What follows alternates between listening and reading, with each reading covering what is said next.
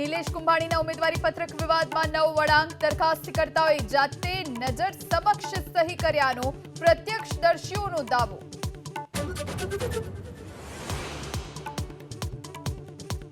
સૌરાષ્ટ્ર યુનિવર્સિટીમાં paper leak મુદ્દે એબીવીપીના કાર્યકર્તાઓનું વિરોધ પ્રદર્શન. કુલપતિની ચેમ્બર બહાર બેનર સાથે સૂત્રોચ્ચાર.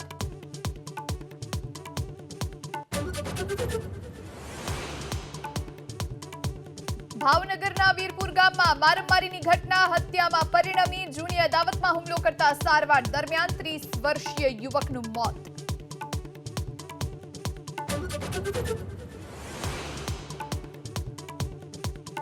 સુરતના કાપોદ્રામાં ગેસ રિફિલિંગ કૌભાંડનો પર્દાફાશ. 13 આરોપીઓની ધરપકડ. 43 સિલિન્ડર કરવામાં આવ્યા જપ્ત.